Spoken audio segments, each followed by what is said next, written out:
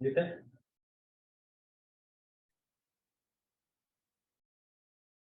Christopher, you guys are muted. Can you unmute and try to speak? I'm sorry, are you calling on me? It's very, very fuzzy. Well, I'm here.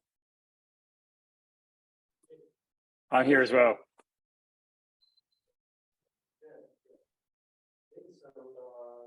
We are starting the panel here. We are kind of competing against the beautiful days on one of the best beach in Europe, here in the conference room, but that's okay. We got many people waiting for this online as well, so without further ado, let's start. So this panel is about the roundtable on the DID and the SSI, and it's pretty open-ended.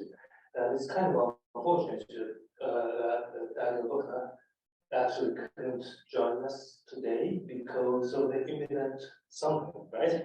So, otherwise, we've got Alen here on the stage in the room, and Svalin and as well online. So thank you very much for joining this panel. I'm Nat Sakimura, the moderator for this session, the chairman of the foundation, and the CEO of Nat Consulting. So let's start from introducing yourself. Let me ask Chris Svalin, could you start? Sure. Can you hear me okay? So my name is Christopher Alen. I am the co-author of the 10 Principles of Self-Sovereign Identity. Back in the 90s, I'm the co-author of TLS. And I hope someday that I will be better known as the co-author of the DID 1.0 standard, which is a W3C standard. So I've been deeply involved with this for some time and have been talking about it at various events and conferences and such.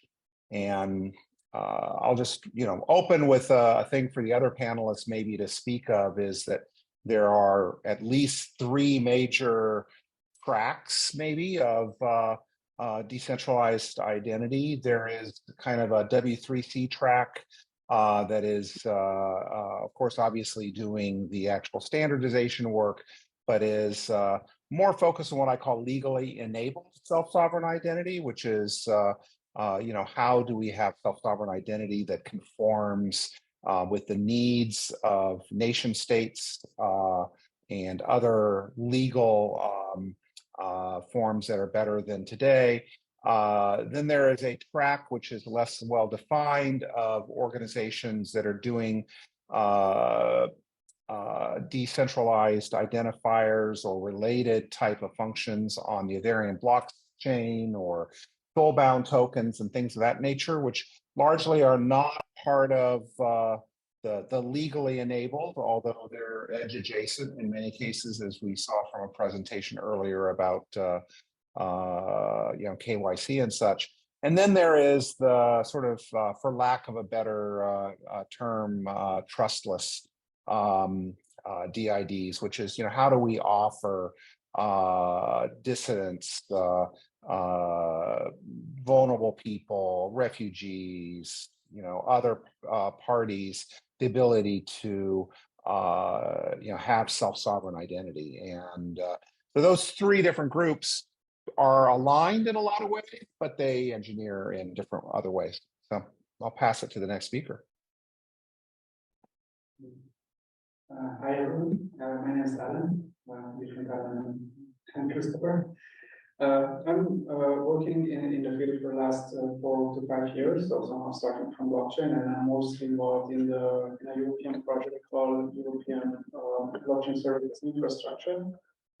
where we essentially designed and built a framework for verified information exchange, as presented before, and where centralized identifiers play a key role, especially when it comes to legal entities. And the capabilities now to attach additional information about the legal entities in them, so to verify the information. Yeah, that's so. But of course, it's not just decentralized identifiers are just a small part of the overall solutions. I mean, there are many elements that need to be considered for building and designing the system. Thanks, Alen. And because we have two Chris advanced, and so Chris, is your time? Yeah, thank you. Hopefully you can all hear me okay. It's a pleasure to be here on the panel, particularly with you both, Alen and Christopher. So my background is quite varied, and I sort of, to be honest, have fallen into this decentralized sort of identity space over the last 4 or 5 years. I previously had ran a business working with non-profit organizations where we were focusing on helping people, I guess, manage casework, vulnerable people, things like domestic violence case notes and people with gambling addiction. And we were selling software to these organizations that were trying to support these sort of vulnerable individuals. And, we were running a good business, everything was going well. I did a lot of training, and through that process, I realized that while we were providing software for the organizations, the individuals were getting lost in the systems. An individual may have to go and visit someone and tell their story, and then somebody would put that into a computer system, and then that same individual would then be referred to 5 other support people, and then they have to retell their story 5 times. And oftentimes the trauma of doing that was too great. And so I realized that we have sort of, with the advent of cloud software and SaaS business models, we've kind of created this environment where we kind of give our data to all these other platforms, and the individual is kind of lost in that new sort of architecture that we've kind of evolved in. And I kind of realized there's this larger problem at play, and sort of through that process decided I wanted to try and put my time and energy into this sort of problem of the individual and how we can empower them. And through that process kind of fell into Christopher, some of the stuff that you've written, and then obviously into the broader sort of decentralized identity, self-sovereign identity sort of space. And so I'm now the CEO and co-founder of Verita. We have the Verita network, which is a self-sovereign data network. It's designed to allow individuals to store all of their data. The protocol is designed so that data is encrypted using the keys of the individual identity. Unlike other sort of storage networks, we don't rely just on encryption for authorization. There's an authorization layer also using signing keys as a part of some of the specifications mentioned earlier. And we've built that as a really self-sovereign first kind of principle where not only can you kind of use a key to access the data, you can control access, you can control consent to data, you can re-encrypt it for different purposes.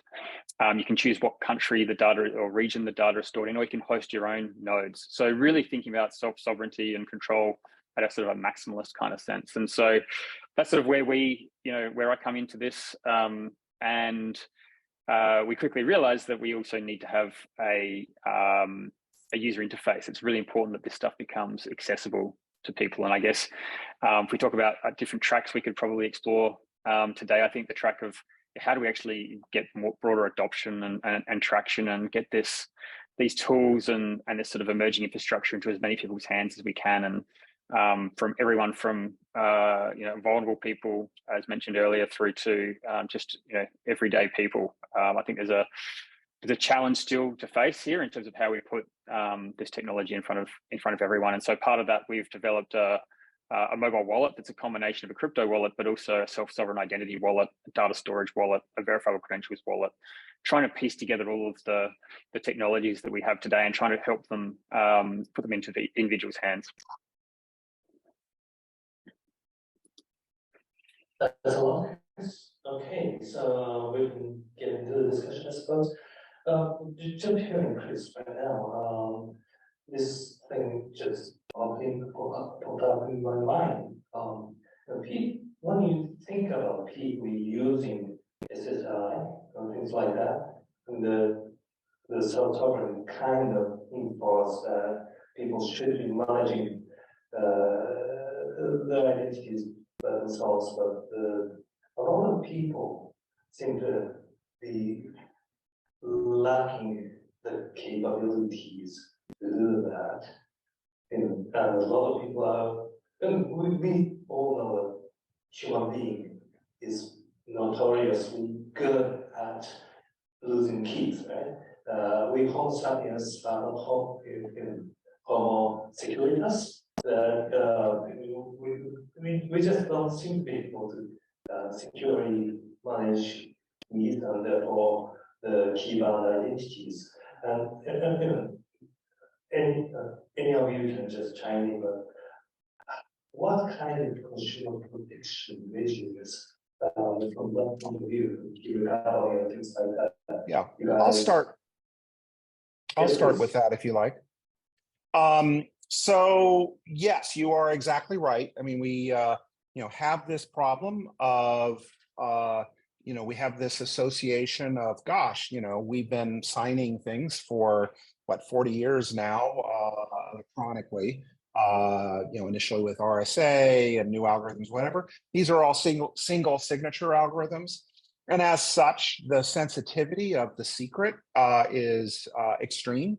So we have to go to extreme measures. So we have people like in the Bitcoin community who are putting things on titanium and splitting them, into multiple bank vaults and things of that nature. But that's not actually the real, human example. The real human example is, you were born and, immediately the stewards of your identity were your parents, who basically, helped you deal with the, the legally enabled side of the world by getting you a gift, a birth certificate, etc. Over time, you acquire relationships with other parties. So I don't want to stop any of these natural ways of doing things.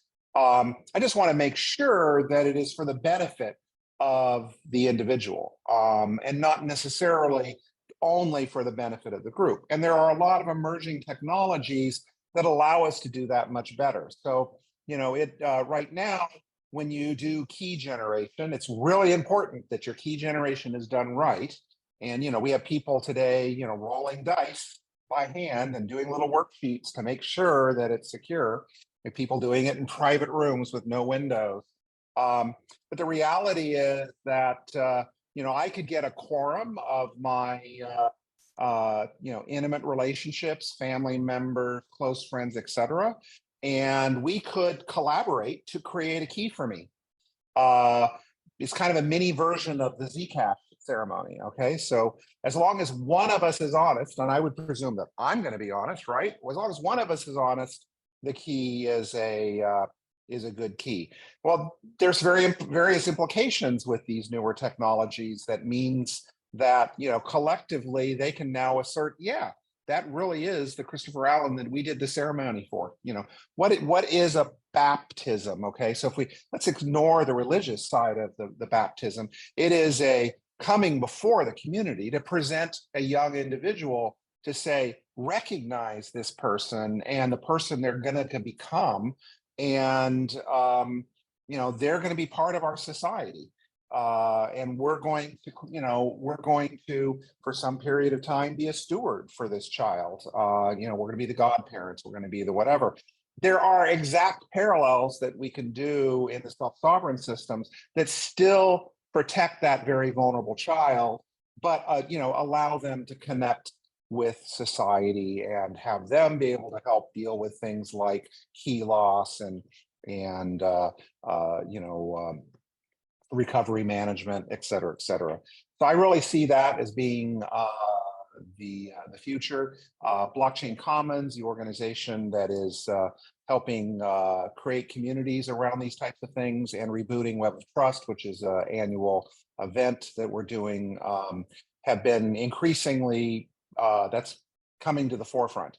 So we have a collaborative seed recovery project right now. We're hoping before the end of the year that, all of the various wallets that are out there, and, I'm hoping Verita may be one of them, could be a companion that, in addition to sharing, having the self-sovereign keys for their service, it might be able to act to hold a shard, small piece of a community's keys. And so that's the work we're hoping to ship this year.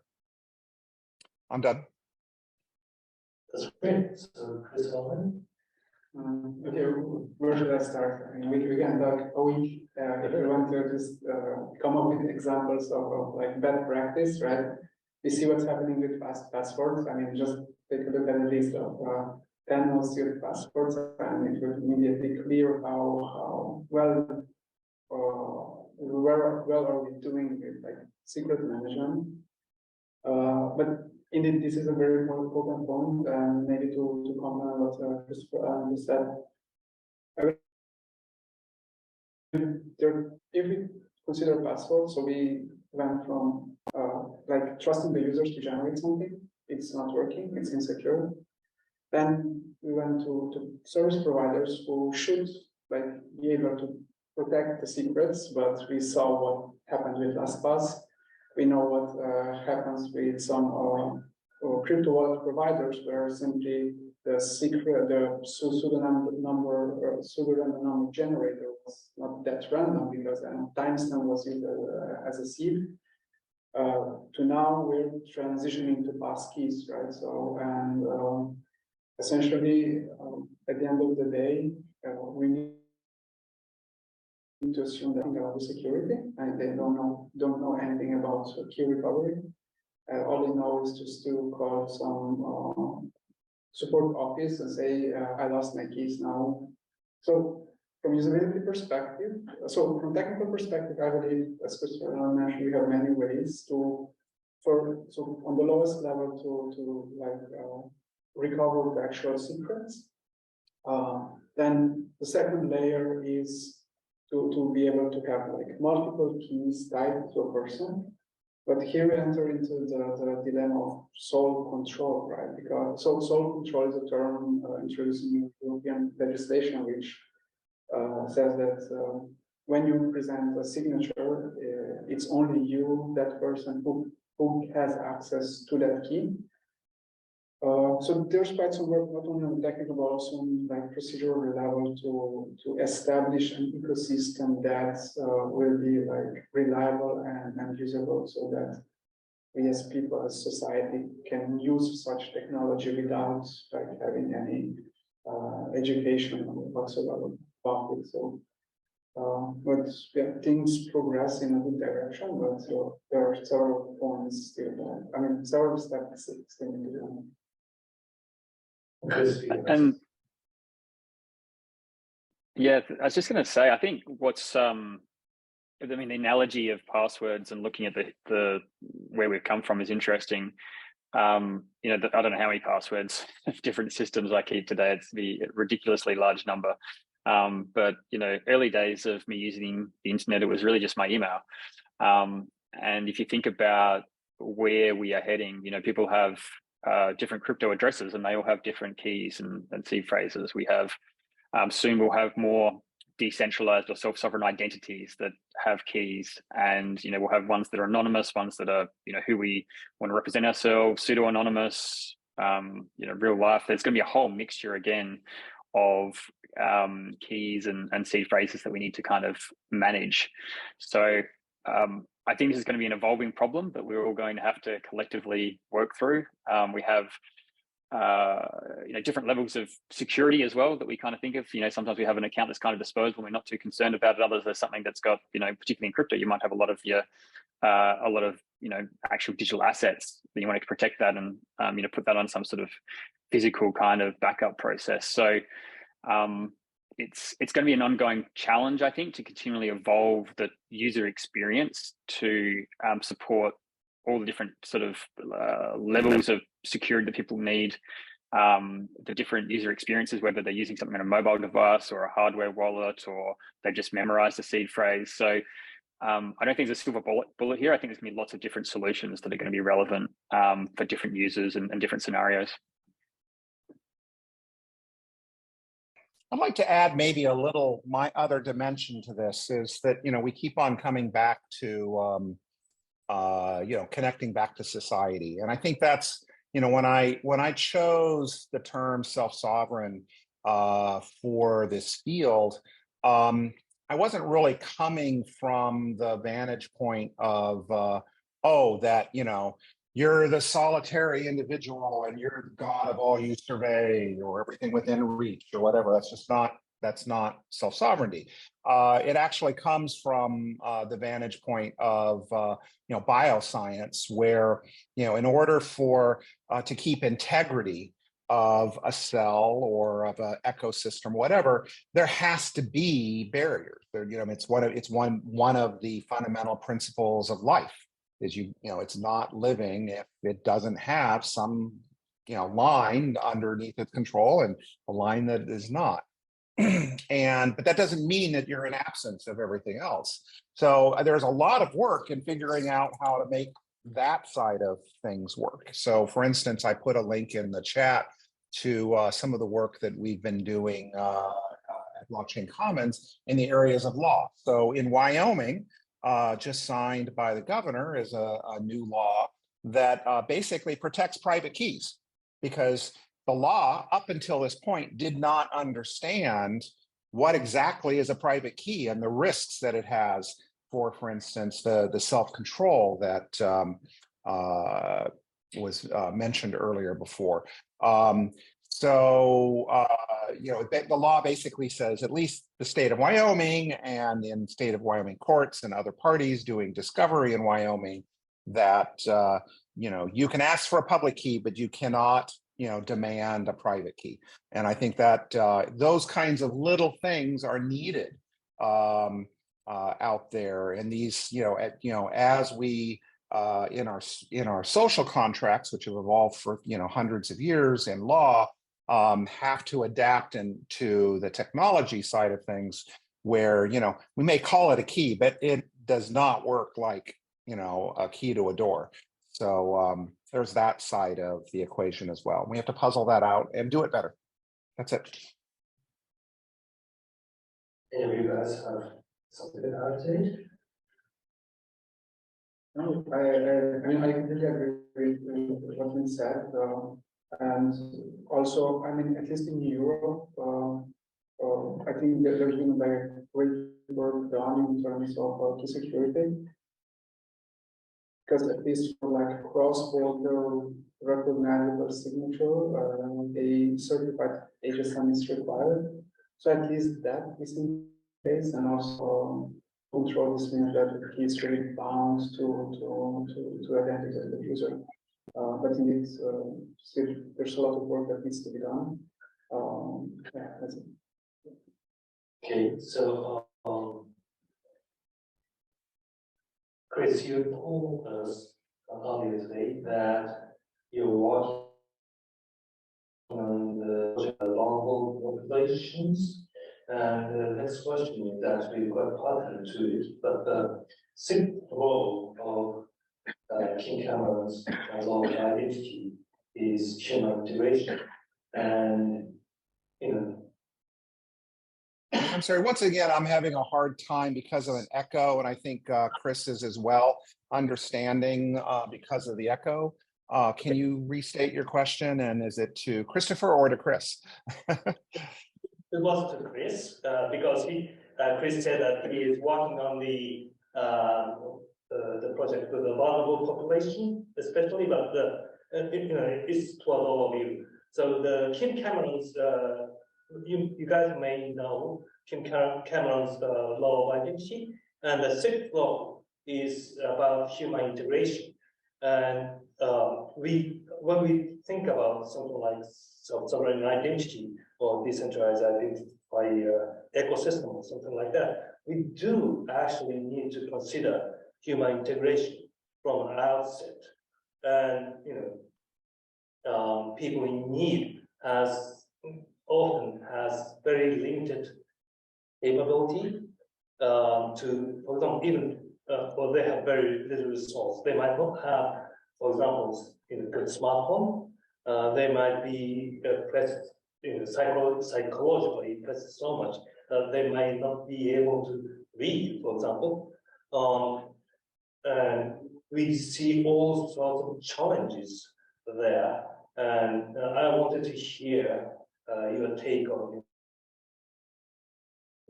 integration. What kind of approaches we can take in that respect?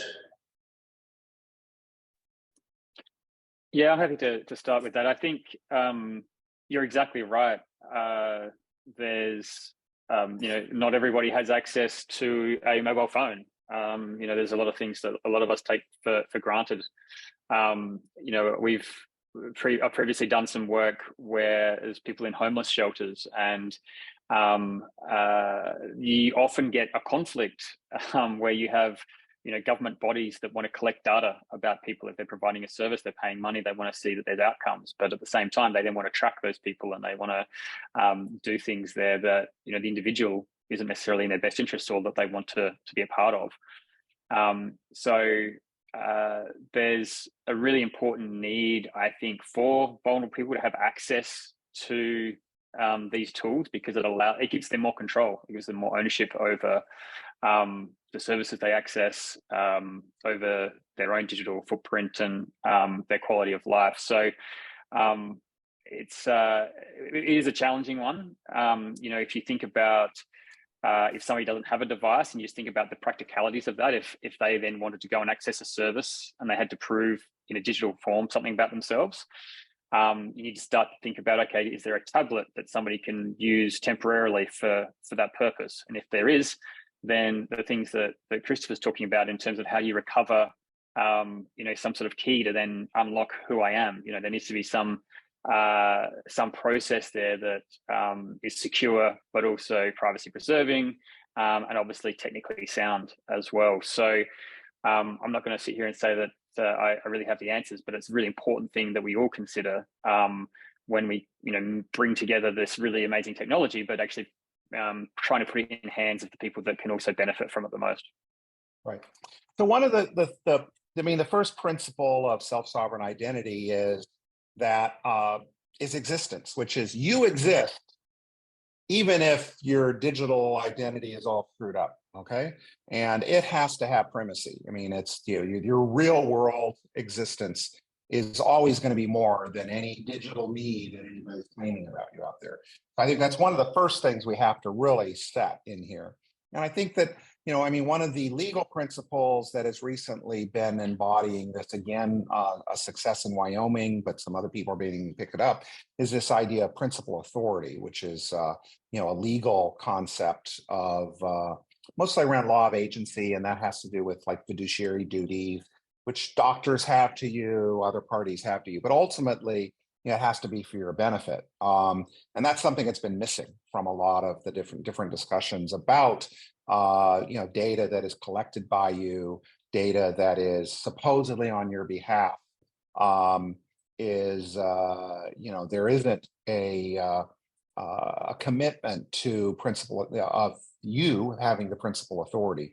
And so, we need to address that. This article that I put in the link again talks that more and further. So it also adds, not only the kind of reframes my 10 principles of self-sovereign identity under principal authority, it goes a little bit further and says, here are the duties that various parties, the stewards, the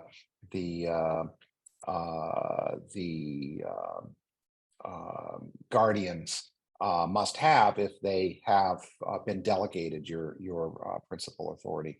So I think we need to do more with that, both technologically and legally. I do feel that, there's a wonderful little sci-fi story I ran into once in a little tiny publication, and it was basically about a kid who, is a refugee and gets separated from his parents. But he's basically able to read a poem out loud, and that poem basically bootstraps into a public key, which then allows him to connect to other parties who then can assert, yes, this is the child of the Johansons, and basically rebootstrap this child separated from his parents just by the memorization of kind of a seed words type thing. And I thought that was wonderful. So I actually wrote some code that turns seed words into poetry. Even iambic triameters. So there are things like this we need to do. We need to think about all 15 steps of the life cycle of enrollment and re-enrollment, what happens when goes wrong or whatever, and not just step number, I think it's 7 in the life cycle is the part where you're using it on a day-to-day basis.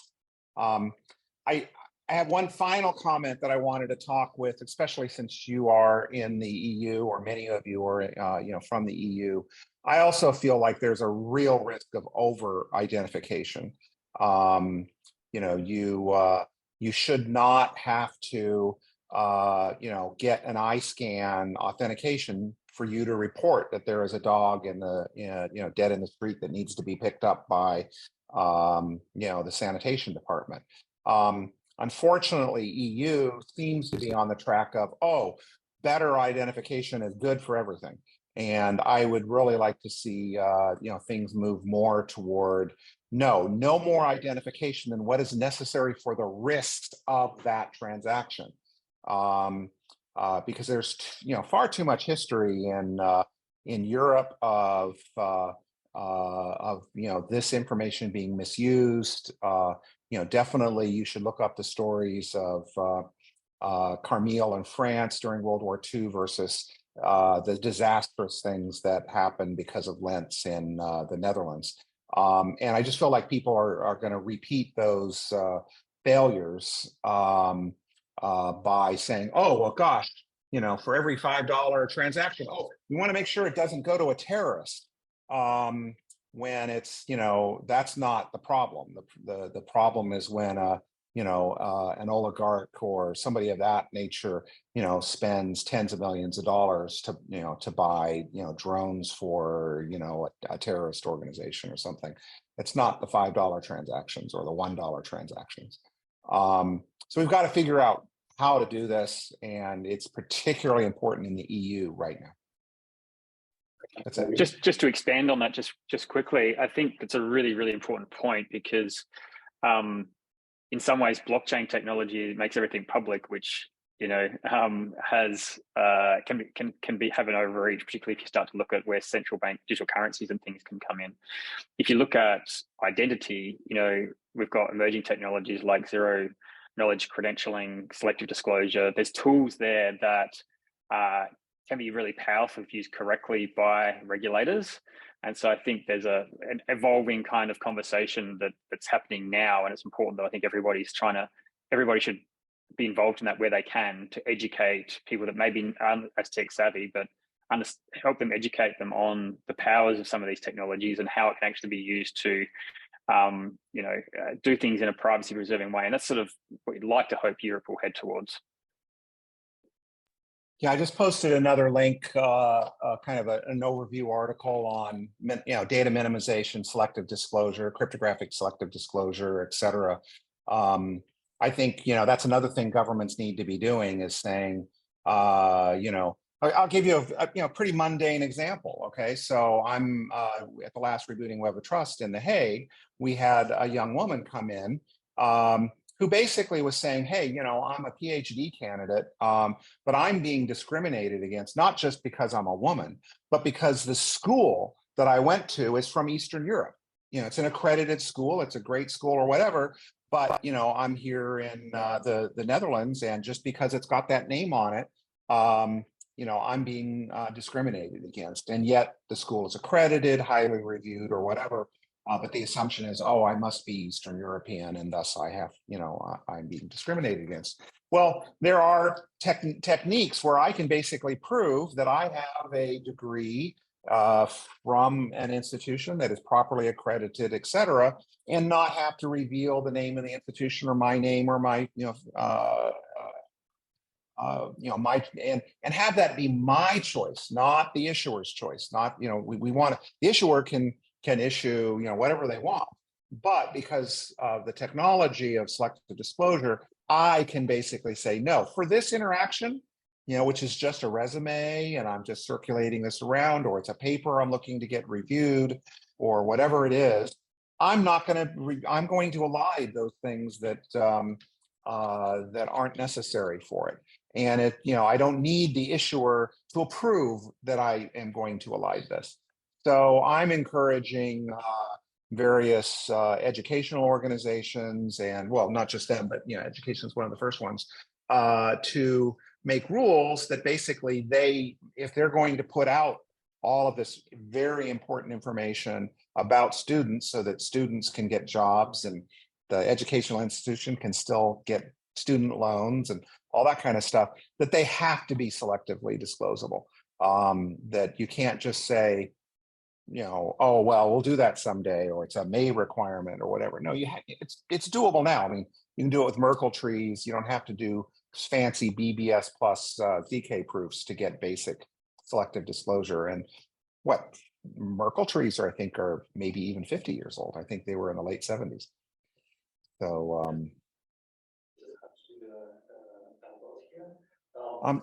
I'm sorry, I can't hear you. I just wanted to do a little bit of lunch. I don't know if you were there when we were discussing about selective disclosure earlier today. No, it's 6 a.m. here, so. We BGIN, IKP working group, has just released a study report on selective disclosure. With primary author is Kazuya Sako from Waseda University. She's a cryptographer, and so there's a mention of that, and I recommend everybody to read it. And next thing which I wanted to touch on is that because you, Christopher, touched upon the discrimination against community, and the community can be defined as like area or jurisdictional or maybe gender, right? I'm not just talking about male and female, but everything else as well. And the combination of these can actually cause biases against those communities and the member of the communities. For example, so there are gender biases in the identity, for example, proving procedure alone. So, for example, if you are requiring somebody to make themselves available at the local or municipal governmental office or something like that, you are likely to be, eliminating the part of the population. For that, for example, in South Asia, when women have children, they are not supposed to leave their house. And under that kind of cultural law, if you require that person to like 100 kilometers to go to the municipality office, you are actually excluding that person from being able to have the legal identity, for example. So that well, there's also. Go ahead. Oh, I was just going to say, there's a whole lot of different issues here. So clearly, let's just take the educational institution. It's a little bit safer to talk about their problems than some of the really hard problems. Okay, but clearly, they need to know that you are a female student, because among other things, you need to be able to prove to your stakeholders and other parties that you're educating women or different races and things of that nature. So you need that information. Also, that information is useful when the woman wishes to authenticate it's one bit toward authenticating that I am the person that this credential refers to. So here are two very useful uses of very sensitive data. So, one of the things that we have to be careful about in our designs is understanding when correlation is needed and only use it for that purpose and no further. And we're not good at that. We have a tendency to go, okay, we're going to throw this credential in the box, and the box is going to basically say, it's a good credential, it's a bad credential. No, it doesn't work that way. You have to put into the box, what is our business purpose? Are we just, are we just going to try to get an interview with this person? Is this going to be a review for a technical paper? Is this going to be, whatever these different types of things, which will all have different requirements for how the black box says, yes, the authentication requirements were met. And they should be, it's kind of like GDPR, you're not supposed to store anything that is unnecessary for your business purpose. I mean, it doesn't have a whole lot of teeth, but you're not supposed to store it. I would say you shouldn't authenticate more than what is necessary for that business purpose. And it's doable, and, there are advanced things. I love BBS proofs. It's a powerful technology for also concealing the correlation of signatures. But there are lots of cases where correlation of signatures is actually good. So I kind of set my bar low of let's just at least allow for hash-based redaction, elision, compression, etc. So it's doable. We just have to have the will to do it. I think this is a very interesting and important discussion. And from experience, from technical perspective, selective disclosure is not really an issue. So as you mentioned, there are several ways to achieve it, but it's really a regulatory issue. So similar to GDPR, when it came to place, of course, it enforced the rules, but until there were ways to actually find companies and to perform audits and verification, comments really didn't change. So the major challenge I personally see here is how to set up the rules and boundaries so that the relying parties or verifiers don't over ask when it comes to information. So it's really like policy or regulatory question, and how best to approach this from my point of view. Because technically we can do selective disclosure today in many ways, but even if we do, we know that's for all the possible information they have. But there's the crucial question. So one are the relying parties, but the other is wallet providers. Because now we will suddenly start storing high quality information in wallets that are controlled by wallet providers. So what means need to be put in place so that they don't misuse the information? Yeah. And that's why, so there are so one of the things here that it's more of a problem in the US, but it's definitely a problem in the EU, is that our laws around this type of stuff are often around property laws. And when they're not in property law, it's under contract law. And I think that's the wrong perspective to take it. And there is an entire other field of law, which is agency law and, the subsidiary aspects of it, fiduciary law, et cetera. So, I mean, a lot of people may know fiduciary from the vantage point of, oh, my investor helper, my assistant advisor there, has certain responsibilities. But fiduciary law goes way beyond that. I mean, your doctor has to help you over helping their pocket. Now, they still may cheat, but if they do, that can be closed down if they're doing it for their pocket versus for your health, because they have a fiduciary responsibility in all the Western countries that I know of under both common law and US law to hold your health first. So, we need to have that type of not just, ethics and, these ideals that we put on our board. I need to be able to, do business with companies that have, good, abide by these types of things. So I think there's also a lot of self-regulatory things we can do where we can all basically come together and say, within this alliance, we have these principles, we abide by these types of things that are above and beyond and separate from that of, a much more slow-moving EU regulatory organization. And if we don't, then the EU regulations are going to come out and be finalized. EIDAS is the big one right now. The EIDAS 2.0 was proposed and slowed down, and I'm not quite sure the status, but there's still a little bit of time to influence it. And I think it could be better. So we need to do so. Great. And we've got only 12 minutes left, so I wanted to ask the floor if they have got any questions. Please. Say your name fast.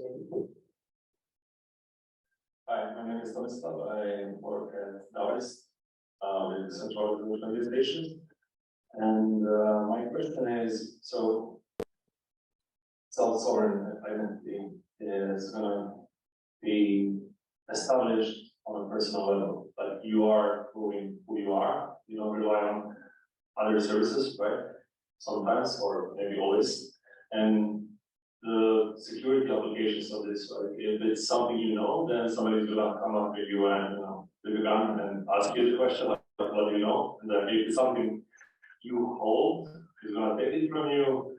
And what is the third option? If it's something you are, then he's gonna take this piece of you to claim your identity and use it for whatever they want. So this is a question that ultimately we always come to when thinking of how we create this identity that is based on an individual level, not on some institutional. And my question is, do you have any answer to these problems? Maybe I can start. Okay, so first of all, the identity is always asserted by an organization. And even when it comes to wallets, there have to be means to ask for revocation, even if you lose your wallet or is stolen because someone got your password or keys or whatsoever. So there will be means to either have a support office or a separate website at the wallet provider or at the issuing institution where you could ask for suspension or revocation, or so similar to credit cards as we use them today. If it's stolen or lost, you call the bank, you authenticate, they block it. This is what they can do. And then when you prove that either everything is okay or it was stolen, it's then either revoked or how do you prove if the key, the private key is how you prove who you are? How do you prove who you are if the other person? Yeah, well, so that's a limitation. I mean, I hate to say it, guys. We're using 40-year-old technology here. Okay, single keys probably should have been deprecated a decade ago. We don't move that fast. I mean, what was 20 years from my TLS 1.0 to really the first decent TLS was 1.3, and that was, I think 19 and a half years later. I wish it wasn't that long, but we need to push these along. We can solve these problems. I mean, there's lots of material to be able to do so. The problem is we're thinking of, a single key, single signature is the way things work, and I'm sorry, it's that we that's not the way things should work. And in fact, if you look at it at a bigger picture, the whole CA technology we use, certificate authority technology, is kind of a multi-key thing, except it's architected wrong. It's designed to support the institutions first, not the individuals. And I just want to make sure, I just want to turn this upside down. So I don't want an institution to reissue my keys. I want an institution to basically say, yes, if you can satisfactorily, through a variety of different methods, demonstrate that a new key is the authoritative successor to the old, well, public key, because public keys can be created by multiple private keys. But if you can substantiate that, we will reissue your credential or whatever. But I do not want any institution to have exclusive control over that. They instead should leverage, again, the community and to be able to restore your capabilities in the case of loss or an attack or whatever. No centralized single party failure. So we go to such lengths to ensure high entropy of our key generation, but then we're thinking of ultimate solution for decentralized identity. We say, okay, it doesn't work because it's a single point of failure. Let's go and split our keys into multiple separate elements that we can use to prove, to get the access to our services or whatever. So should we then think about the entropy in this regard, like between the different institutions? Yeah, so I'm going to hesitate here. Okay, so yes, there is this interim thing. I mean, collaborative seed recover does it too, which we're basically sharding a properly entropy generated key. I think that's ultimately a dead end. Okay, we're supporting it because it's doable now and it allows you to use legacy keys, et cetera. But the real future is going to be things like Frost, where you basically have a key ceremony that happens between multiple parties, where together they create a public key. And unlike Frost, which is a pure quorum mechanism, they would return to one party some measure of that information, such that they can't sign for you, but they can attest that the key material included their key, some of their key material, such that it is, from a security perspective, the same party, and it is the keys were properly generated, et cetera, et cetera. So there's a lot of interesting new capabilities to do this type of stuff. I particularly am enamored of sort of the Frost and now Roast and a couple of other families using verifiable secrets sharing. And again, if you remember the Zcash ceremony, if anybody's familiar with that, that was what, 5-6 years ago. They had people in laptops all over the world collaboratively creating a value that is used for Zcash privacy. Well, with some of the new advances in zero knowledge proofs, we can do that in minutes. I mean, it's not going to be something you could run on your wearable ring running at nanowatts over NFC power, but it is eminently doable today to have these kinds of key ceremonies.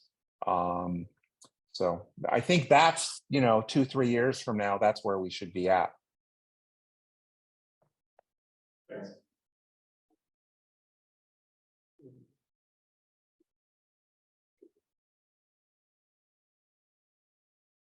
This is a non-technical question, but a more idealistic question. For each of you, you're all working on very interesting projects, protocols, solutions to identity. I don't know from each of you, what would the world look like in 10-15 years after you completed what you're looking to do today? I'm not sure I completely heard the question. Maybe you need to move closer to the home and not use microphone because there's too much echo. Where has it is that? This one. That's right. Yeah. Sorry about that. You want to take a conference? It doesn't take words.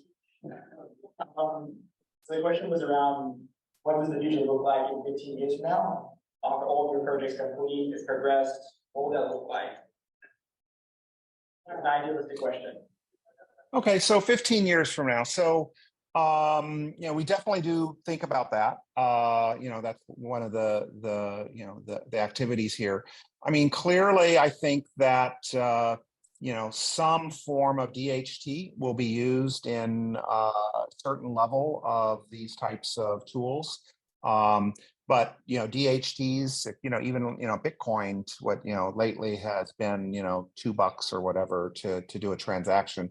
We can't have layer 1 on Bitcoin only. We need things like Lightning and such. Well, we need the equivalents for that in the digital identity world, where there are layer 2s and things are chunked to allow us to get down to the pennies cost to update a refugee's keys, or their identifiers, to be more precise.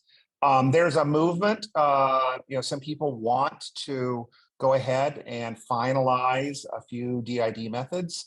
And I have been pretty strongly objecting to this, because I don't think any of the current DID methods will be around in 15 years. We'll have better ways of doing them. I think that DIDs largely are being used by the verifiable credentials community of various types, whether or not it's a KYC credential or an educational credential or whatever. There is this kind of binding between the VC and the verifiable presentation and the DID that I think in 15 years will be completely different, because I think they're going to be much more entangled, especially when you start doing some of these correlation, anti-correlation, redaction, et cetera, technologies. They're all, they're going to be more intertwined. And then I think, again, the social contract side of this, whether or not it's, getting the principal authority law and the private key laws in Wyoming to spread throughout the United States and around the world, having, proper respect for the fact that your digital identity is never you. You should not be, the old woman in India trying to get her dead husband's pension, but her fingers are old and no longer scan on the scanner. I'm sorry, you can't just administratively say, sorry, you're not a person because you don't have a digital identity. And that happens today. Can't have that anymore. I hope that helps. Just to add to that, I think from a practical perspective, I think every individual I'd like to think will have a digital wallet on them. The majority of people will have access to that, and it will unlock everything. It'll unlock their financial assets, control of vehicles, buildings. It'll enable interesting things like collective community discovery. If we can all share information in a zero knowledge way about ourselves, we can kind of discover automatically different communities that we want to engage with in a really interesting way. So we'll have some different ways of collaborating and discovering each other. CDBCs are going to be very interesting. That's going to introduce a whole lot of privacy issues, control issues that we will all have to kind of navigate. So I think that's going to be an ongoing sort of battle between privacy advocates and government control, which is the digital sort of is sort of the frontier of that battle today. And I think that's only going to continue. But in the future, you think of payments being streamed by employers from governments. If you can prove something about yourself, then it unlocks a payment that's sort of an instant payment. It's going to be a very evolving and dynamic kind of world that we live in. And there's going to be, I think, a lot of new challenges along the way that we probably haven't even considered. But, I think we're heading in the right direction in terms of the technology and the tools that we have. We're going to have to ensure that we have the right checks and balances in place as we go down that path.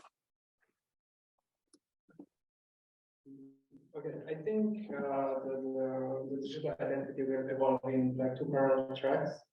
One in the private sector, which will be probably mostly driven by like big companies like Apple, Google, Microsoft. And there, I believe people will see some of the nice features and usability, but of course not the price. But if we consider a government like issued credentials, let's just do like what we learned from the past. It took like around 7 years to write and agree on a European regulation called IDAS version 1. It was put in place in 2014, so now almost 9 years later, not all European countries have a digital identity. So 9 plus 7 is 16. Now we have IDAS 2, which should speed up some processes, but so I believe that when it comes to government, like like this like really basic electronic identity.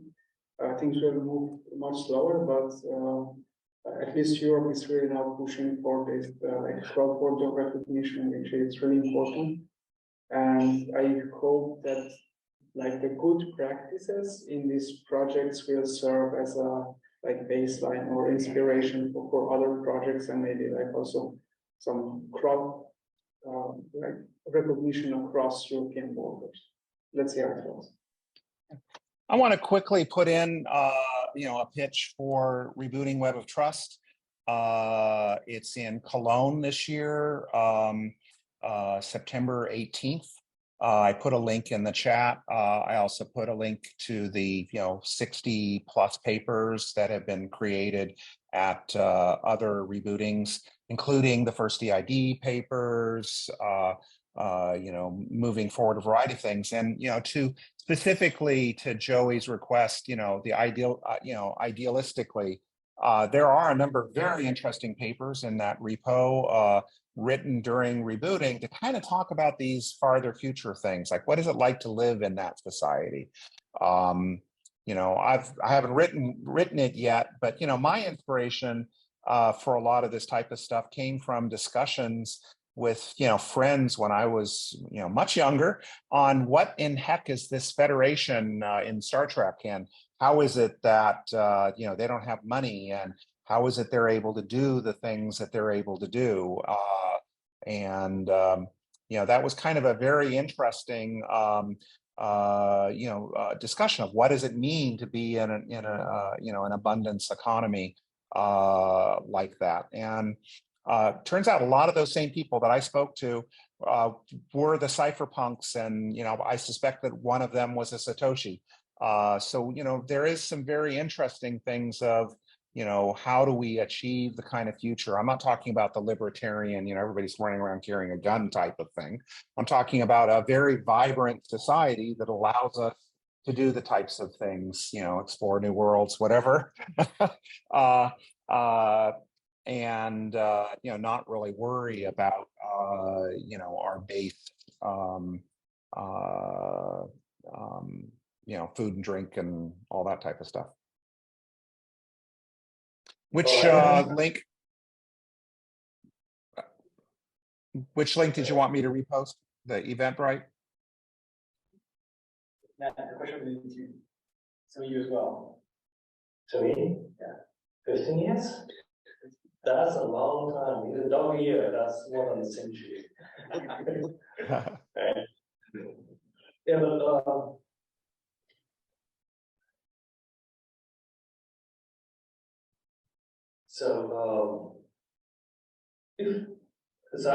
let me just put this. If we don't act now and act responsibly, we may see a very dark age, right? We have a very natural tendency for centralization and monopolization, and if we don't do something constantly to fight against that, we may end up in a very bad place. And that's one of the topic of my talk, that European identity and cloud compass and speak. So we'll see how it's going to turn out. All right, so we are kind of past the hour, and I'd like to thank all the panelists for joining this very interesting talk, and also I'd like you guys to give a round of applause to them. Thanks very much. Thank you for the invitation. Thank you. We're going to have a coffee break until about 16:30. Yes, it's time to coffee break, and we will resume the next round table at 4:30.